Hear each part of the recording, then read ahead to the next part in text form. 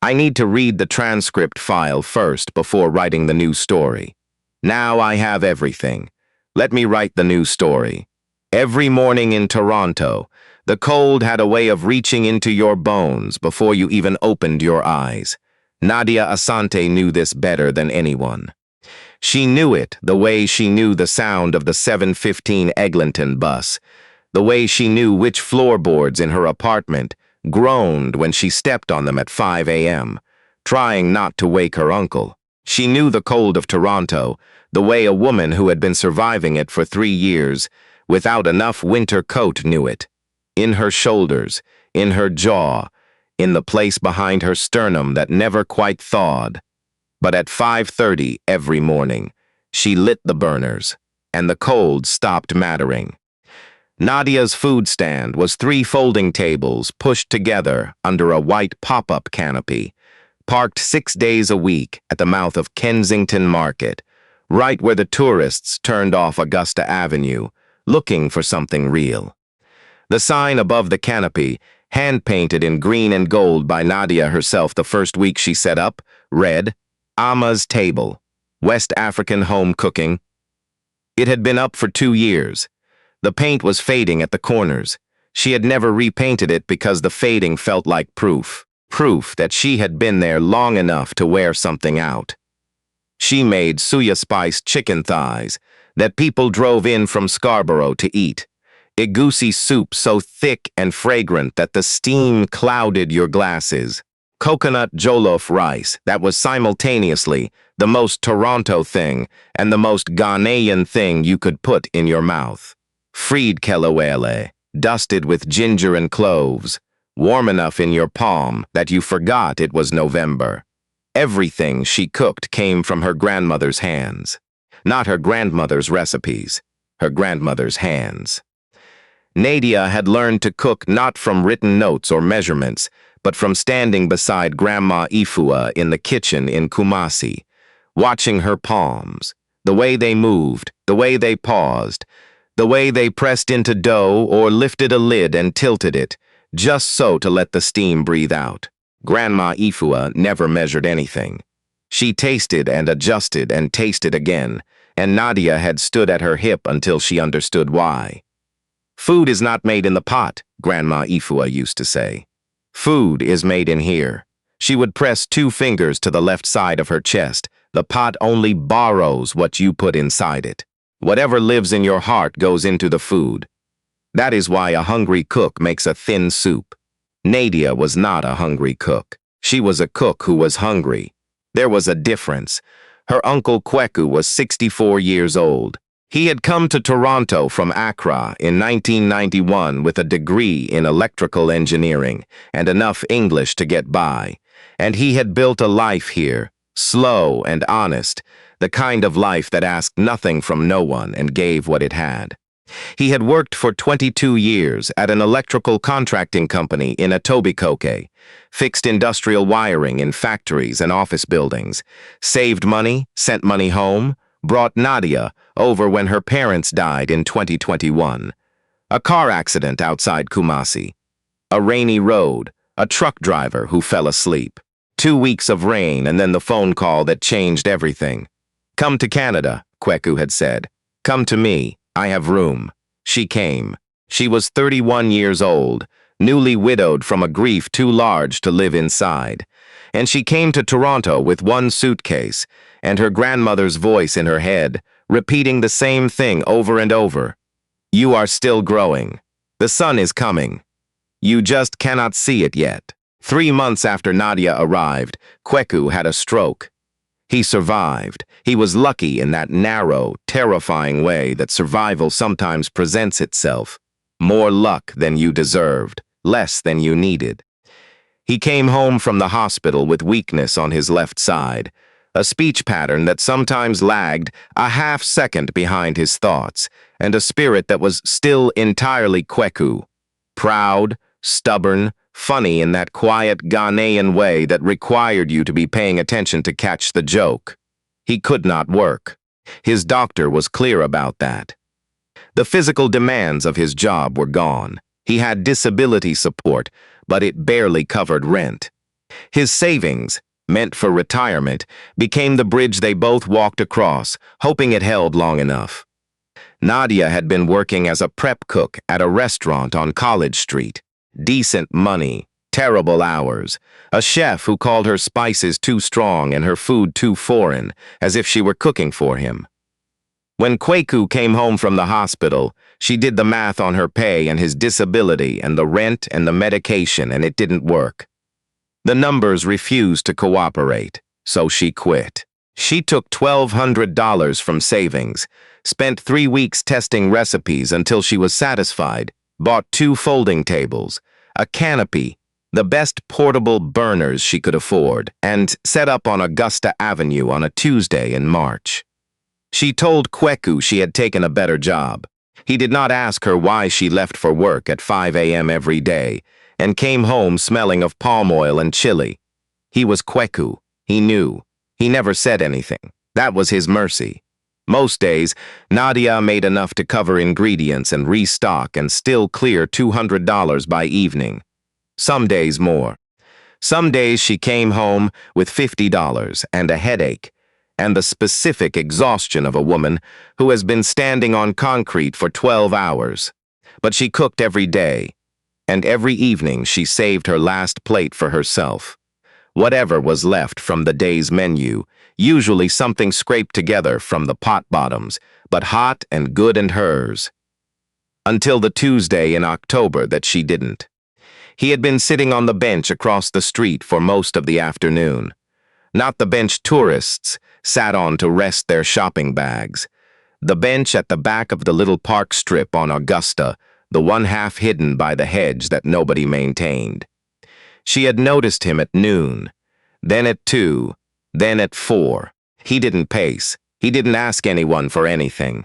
He just sat, still as a man waiting for a bus that was very late, wearing a dark green winter coat that had seen too many winters, boots that were dry but cracked at the toe. He watched the market with the eyes of a man who had once been part of such places and was now on the other side of a glass he couldn't quite see. At 6:30 p.m., Nadia had 1 plate left. Her plate. Coconut jollof with a side of fried plantain and the last of the kelewele, still warm from the foil she had wrapped it in. She had eaten nothing since a bite of suya she'd taste-tested at noon. She looked at the plate. She looked at the man on the bench. She looked at the plate. She heard Grandma Ifua as clearly as if the old woman were standing behind her, adjusting the canopy in the wind. Whatever lives in your heart goes into the food. Nadia sighed the sigh of a woman arguing with a dead grandmother and losing, and she crossed the street with the plate. He didn't see her coming until she was right in front of him. He looked up.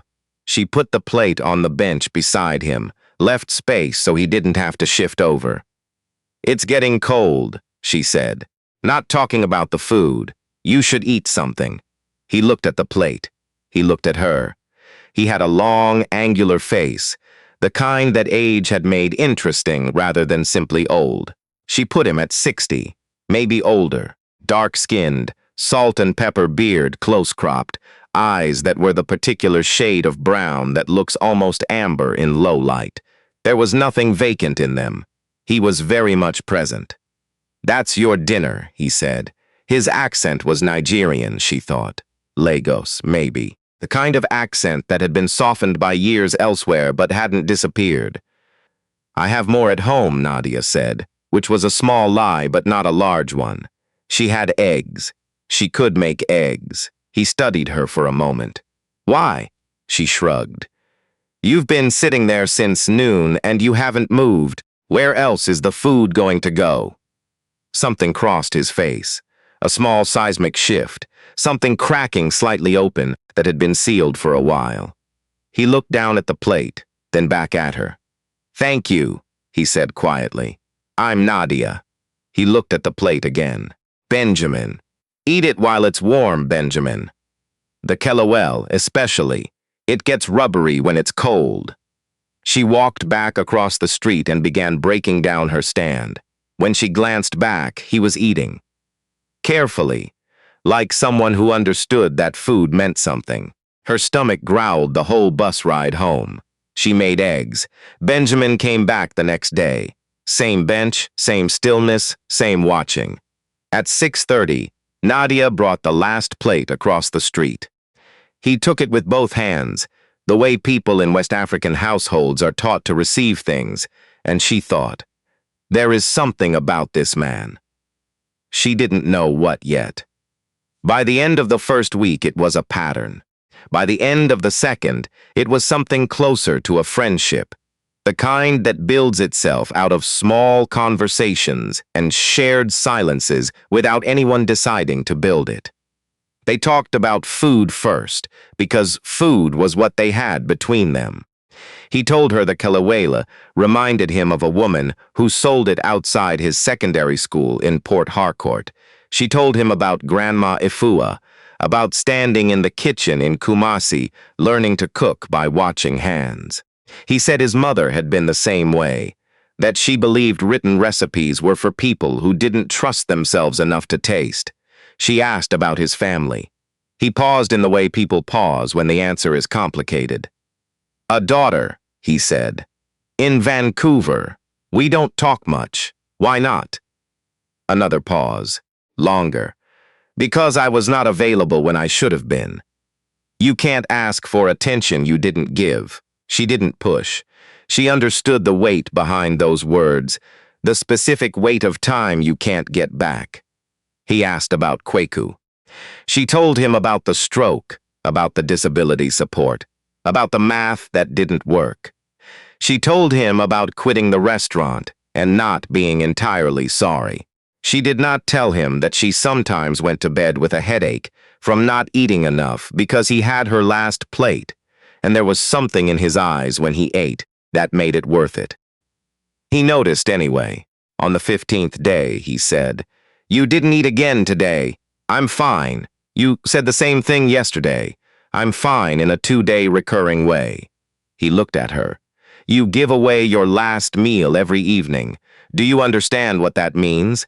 That's not generosity. That's sacrifice. There's a difference. My grandmother would argue those are the same thing. Your grandmother sounds formidable. She lived to 91. She earned it." Benjamin was quiet for a moment. "My father had a saying. He was from Calabar," he said. "The canoe that carries others must not have a hole in its own bottom." He looked at her. "You are pouring out and not refilling, Nadia. Eat your food," she said. "It's getting cold." But she thought about it on the bus ride home. Her neighbor, Mrs. Osi, who was Ghanaian and 67, and had lived in the apartment above Nadia's for 9 years, knocked on her door that weekend. Mrs. Osi had strong opinions about everything and a surveillance capability that rivaled the city's traffic cameras. "The man," Mrs. Osi said, standing in the doorway. "The one at the bench. I don't know what you mean, Nadia. I walk past that market 4 times a week. I see you. You've been feeding him your dinner. He needs. How do you know what he needs? You don't know this man. I know enough. You know his name and his bench. That's not enough." Nadia leaned against the doorframe. "He doesn't ask for anything, Mrs. Osi. He just sits. And he talks to me like..." She stopped. "He talks to me like I'm interesting. Not like I'm just the food lady." Mrs. Osi was quiet for a moment. Then she said softer, "Just be careful. Not everyone who seems harmless is harmless. He's not harmless," Nadia said. "He's just quiet. There's a difference." Mrs. Osi went back upstairs unconvinced. Nadia went to bed and lay awake thinking about canoes with holes in them. What Nadia did not know was that Benjamin Oche was the hole in no one's canoe. Benjamin Chukwemeka Oche was 62 years old, the founder and managing partner of Oche Capital Group, a private equity firm with offices in Toronto, London, and Lagos. In his 30-year career, he had financed infrastructure projects in 6 African countries, built a clean energy portfolio that had electrified parts of rural Nigeria, and advised 3 Canadian federal ministers on trade policy with sub-Saharan Africa. His firm managed assets exceeding $2 billion. His personal office occupied the entire 16th floor of a building on Bay Street, whose lobby had a waiting room that looked like a Swiss hotel. He owned a townhouse in Rosedale with a garden his late wife had planted 20 years ago, and that he still maintained because letting it die felt like losing her a second time.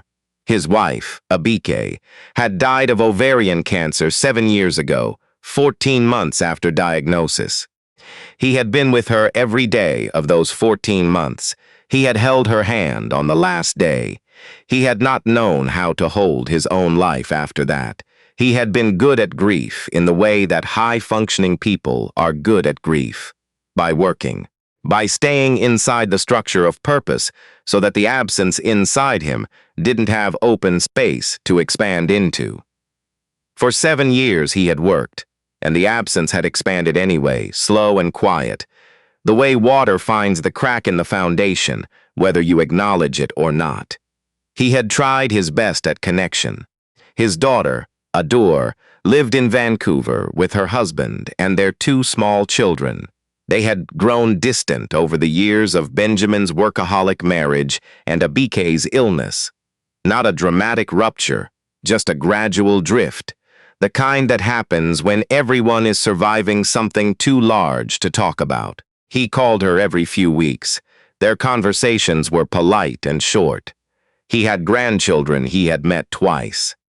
He had friends, the kind who occupied the same professional world. Dinners at restaurants with long wine lists, conversations about fiscal policy and real estate markets, golf games he participated in without particular enthusiasm. They were good people who existed on a level of abundance where nothing surprised them and very little moved them.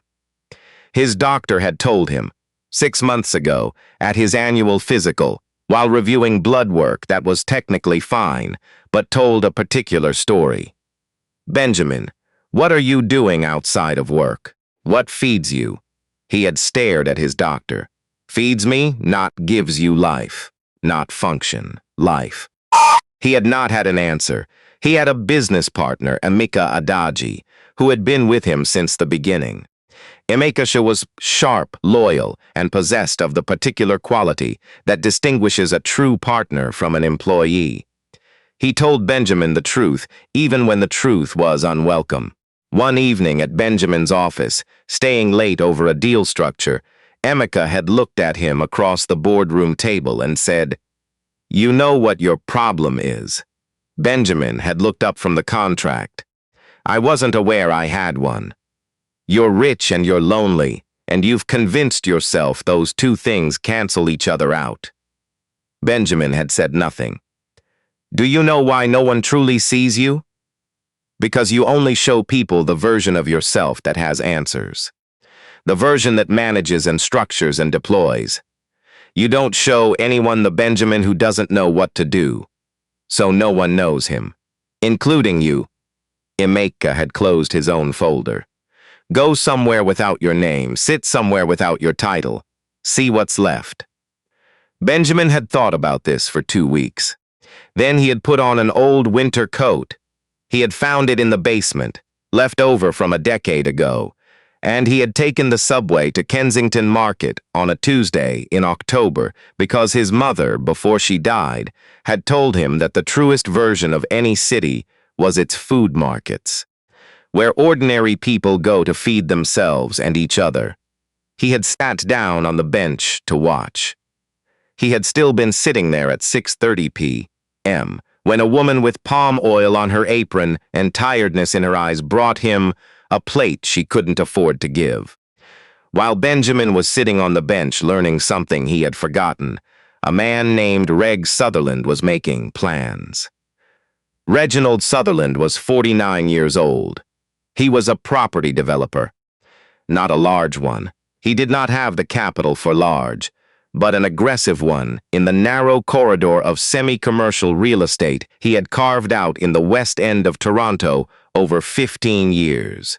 He owned 6 properties, including the commercial building on the corner of Augusta and Oxford, whose ground floor units had, for the past 2 years, housed a hair salon, a vintage clothing shop, and the small outdoor space from which Ama's table operated under a licensed use of property agreement with the building's former owner.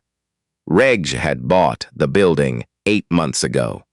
He had tolerated the existing tenants because change took time and evictions took longer.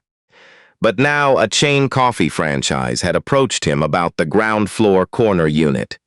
They wanted the space the vintage shop occupied, and they wanted the outdoor area. They had offered Reg a 15-year commercial lease at rates that made his eyes water in a pleasant way. The problem was the food stand. The franchise rep had been delicate about it. Brand aesthetic, she had called it. Consistency of visual environment. What she meant was that a woman cooking jollof rice under a hand-painted canopy was not what the franchise wanted visible from their front window. Reg had looked at Nadia's lease agreement. It was month to month, grandfathered from the previous owner. Legally clean to terminate. He needed to give 60 days notice. He had given her 45. He had miscounted. He did not correct the error. The notice arrived in early November. A formal letter slid under the door of the apartment address she had listed on her business registration. Nadia found it on a Monday morning before she left for the market. She read it standing in the hallway in her coat, her bag over her shoulder, her prep supplies already packed and waiting by the door. Termination of outdoor operating agreement. 60 days notice period. Effective February 1st. She stood there for a long time. Then she picked up her bags and went to set up the stand. That evening at 6:30, she brought Benjamin his plate and sat on the bench beside him while he ate, the way she had started doing in the 3rd week. He noticed immediately that she was not talking. Nadia was usually talking.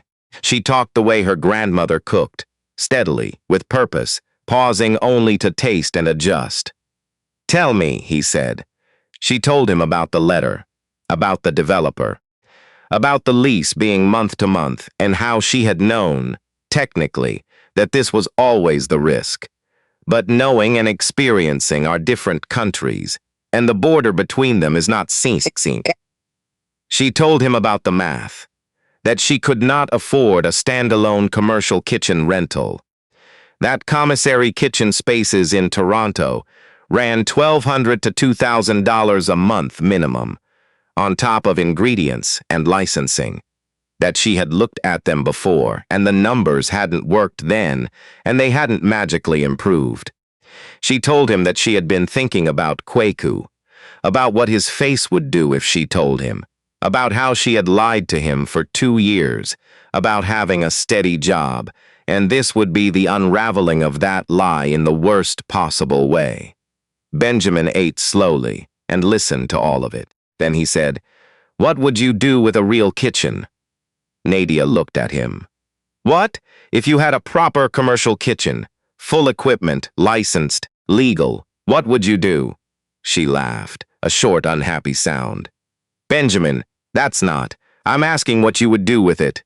She was quiet for a moment.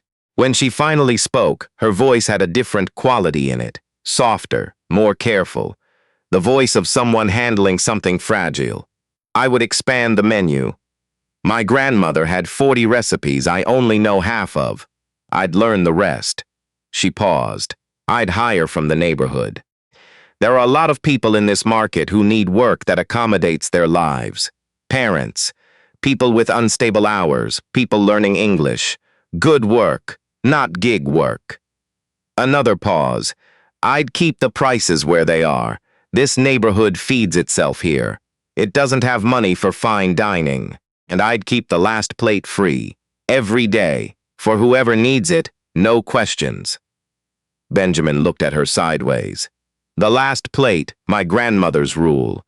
Whatever's left at the end of the day goes to whoever needs it most. She never turned anyone away, neither do I." She looked down at her hands. "Except now I might have to, because February." "Don't," Benjamin said. She looked at him. "Don't count February yet. I need to tell you something." Before we get to what Benjamin told her, I want to ask you something. If you're watching this and you've ever given away something you couldn't afford to lose, a meal, a kindness, a piece of your time, stay with this story, because this is exactly what happens to people like that. Subscribe and stay. You'll want to see what February brings. Now, here is what Benjamin told her. He told her his name was Benjamin Chukwuemeka Oche. He told her about Bay Street and Oche Capital Group, and the assets under management, and the townhouse in Rosedale, and his daughter in Vancouver, and his wife's garden that he still tended. He told her he had been sitting on that bench in an old coat, because a man who had known him for 20 years told him to go somewhere without his name and see what was left. Nadia listened to all of it without moving. When he finished, she was quiet for a long time. "The coat," she said finally. "Pardon?" "I noticed the coat was wrong. The coat looked old, but the boots." She shook her head. "I told myself I was imagining it."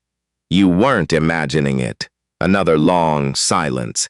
"You've been letting me give you my dinner every night," she said. Her voice was even but just barely. "For 29 days. Yes, you own a building on Bay Street. Yes, Benjamin. I know. I went home and ate eggs." He looked at her. Something moved across his face that was not quite shame and not quite grief, but was adjacent to both. "I know," he said again. "And I am more sorry for that than I have language to say. But I need you to hear something, Nadia. Every one of those nights, you gave me your food because you thought I had nothing and you did it anyway. That is a specific and extraordinary thing. I have given money to many people in my career. I have made donations and funded foundations and signed checks. No one has ever given me their dinner. It wasn't charity. It was, I know what it was. That's the point." She stood up from the bench. She needed to stand. She walked a few steps, then turned back. "What do you want, Benjamin? From this?" She gestured between them, between the bench and the stand and the 29 days of plates. "I want to show you something," he said. "Tomorrow. Come to this address." He pulled a card from his coat pocket, a proper business card, heavy stock, simple type, and held it out. She took it, looked at him. "If this is something strange," she said, "Mrs. Osei knows where I'm going." "Who's Mrs. Osei?" "My neighbor. She has strong opinions and a very loud voice." Benjamin smiled. It was the first time she had seen him smile, and it changed his whole face. Younger, warmer, the smile of a man who had not forgotten how. "Please bring Mrs. Osei," he said. "I think I would like to meet her." The next morning, Nadia found Emeka Adaji waiting for her at the lobby of the Bay Street building. Not Benjamin. Emeka was 56, solidly built, with the measured manner of a man who had spent decades in rooms where decisions had weight. He brought her up to the 16th floor and walked her through 3 things. First, a copy of a purchase agreement. Benjamin had bought the Augusta Avenue building from Reg Sutherland 6 days ago. Reg had not known the name of the buyer. He had known the price, $700,000 over his ask, and he had known that the offer required all existing tenants and operating agreements to be honored and renewed on 5-year commercial terms. He had signed because the number was excellent and because the offer came through a holding company with no notable face on it. Amaz Table's outdoor operating agreement had been renewed the same morning, 5 years, fixed rent below market. Emeka slid a copy across the boardroom table. Second, a commercial kitchen space. Benjamin had identified a vacant ground floor unit 2 blocks from the market, larger than Nadia would know what to do with immediately, equipped, licensed, and available for a lease arrangement, whose terms Emeka outlined with the careful neutrality of a man presenting a business deal, not a gift. "This isn't charity," Emeka said. "Benjamin is proposing a 10% minority stake in whatever business entity Amaz Table formalizes into. That's his investment. The space is the vehicle. You keep full operating control. You set the menu, the prices, the hiring. He doesn't interfere with any of that. Nadia sat with her hands flat on the boardroom table. Why 10%? He says 10% gives him the right to eat there without feeling like a charity case. She looked at Emeka for a long moment. Did he actually say that? Word for word. Third, a phone call. Emeka stepped out. Benjamin came in, without the coat, in a quiet charcoal suit, and he sat across from her and he said, I want to be clear about one thing. This is separate from whatever else might exist between us. The business, the kitchen, these stand on their own. You can tell me to walk away from the rest and the deal doesn't change. Your grandmother's recipes deserve a real kitchen. Kweku's medication deserves a stable income. That is simply true. The rest, he paused. The rest, I'd like to talk about, but only when you're ready, and only if you want to. Nadia looked at him. At the suit, at the office, at the Bay Street address on the card. Then she thought about the bench, about the 29 evenings, about the way he had listened, truly listened, not waiting to respond, but actually absorbing what she said, about the way he had received the plates with both hands. You ate my eggs, she said. He blinked. I'm sorry, the jollof. My grandmother's recipe. You ate it every night like. She paused, searching for the word, like someone who understood what food meant. Not just what it tasted like, what it meant. My mother was the same way. She said food was the language of the things you couldn't say in words. Nadia was very still. My grandmother said the same thing, then they would have liked each other. She looked down at her hands, then back up. I have condition. I expected nothing less. The menu stays as it is. My grandmother's recipes. Nothing I'm not proud of. Of course. The prices stay where they are. This community eats here, agreed. I hire who I want. Character, not resume. You know the people. I don't. And the last plate is free every day. No questions asked, no exceptions. Benjamin was quiet for a moment. Then at the bench, the first night, you said, You're hungry and I have food. It's not complicated. Yes, that's a philosophy, Nadia, not just a meal. I'd like to be associated with that philosophy. 10%'s worth. Anyway, he extended his hand across the table. Do we have a deal? She looked at his hand. Large, angular, the hand of a man who had built things with his decisions, if not with his palms. She thought about what Grandma Ifua would say. She thought about Kweku, and the eggs, and the February letter that no longer meant February. She took his hand. The restaurant opened in March. Not a large space. 12 tables. An open kitchen, so people could watch the cooking. Warm yellow walls that Nadia chose herself, because they were the color of palm oil in morning light. She kept the hand-painted canopy from the old stand and hung it inside the restaurant above the service counter.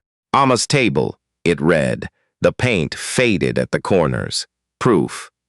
She hired 7 people from the neighborhood, a woman named Patience who had been a caterer in Accra and needed hours that allowed her to pick up her children at 3. A young man, second-generation Somali, who had been working 2-gig shifts and falling through every floor that was supposed to hold him. Others. They learned Grandma Efua's recipes the way Nadia had learned them, by watching hands, by tasting, by understanding that food was made in the heart before it was made in the pot. Kweku came to the opening. He walked with a cane now. He had accepted the cane 6 months ago after refusing it for 2 years, which was a form of progress. He stood in the middle of the restaurant and looked around slowly at the walls and the canopy and the open kitchen, and then he looked at his niece. You lied to me, he said, for 2 years. Yes, uncle, you let me think you had a steady job. Yes, uncle, you were cooking on the street in November, in the cold. It wasn't always cold. He was quiet. His eyes were bright with something he was working very hard not to show. Your mother would have done the same thing, he said finally. Your grandmother, too. The Asante women are completely incapable of accepting help while they are busy giving it. I accepted help eventually. Kwaku looked at Benjamin, who was standing near the door being deliberately unobtrusive. You, he said. Benjamin came forward. Sir. Kwaku studied him for a long moment, the way a man studies the person who has taken over the repair of something he used to fix himself. She cooked for you every night when she thought you had nothing, Kwaku said. Yes, sir. She went home and ate eggs. Yes, sir. I am deeply sorry about the eggs. She is the best cook in Toronto. You understand this. I know it. Kwaku looked at him for another long moment. Then he said, Don't eat her last plate anymore. Benjamin did not smile because this was not a moment for smiling. Yes, sir, he said. That's why we built a bigger kitchen. That evening, after the last guests had gone and the kitchen was clean, Nadia sat at the small table near the window that she kept for herself, the one that looked out onto Augusta Avenue, where the market was winding down in the early dark of March. Lights reflected on the wet sidewalk. Benjamin sat across from her. He had stayed to help clean up, moving chairs and wiping tables in his suit jacket, which he had ruined with a splash of egusi soup and had not complained about. He was drinking tea. She was eating the last plate. Her plate, finally, fully hers. She looked up at him. The bench, she said. You still sit there sometimes. I've seen you. I like the market, he said. I like watching people feed each other. You could come inside now. I know. He looked at her. But I learned something on that bench that I don't want to forget. That when you take off the title and the office and the building on Bay Street, there's a man sitting on a bench who is very grateful for a plate of food, and someone who talks to him like he's worth talking to. He set down his tea. I don't want to forget that man. Nadia looked at him for a long time. Benjamin, she said. Yes, the Kelaweli is better than eggs. He smiled, that full, face-changing smile. Considerably good. She pushed the second half of the plate across the table. Then you're eating my last plate again. But this time we're splitting it. He looked at the plate. He looked at her. Something settled in his face. Not the resolution of grief exactly, but the beginning of something that could coexist with it. The beginning of a table large enough for two people to sit at, neither of them alone. Yes, he said. I'd like that very much. And that is the lesson that Kensington Market kept quiet about for 39 years until Nadia Asante came along with her grandmother's recipes and a philosophy she had learned at a woman's knee in Kumasi. The pot does not empty when the heart is full. A canoe that carries others does not need a hole in its bottom. It needs a second pair of hands on the paddle. And the richest person in any room is never the one with the deepest pockets. It is the one who gives from scarcity, without calculation, without expectation, because they understand that food is a language, and what they are really saying, every time they hand someone a plate is, you are seen, you matter, you are not alone. If this story found something in you, subscribe to Urban African Folktales, and turn on the notification bell so you never miss what comes next. Because every story has a lesson, and we are never done learning.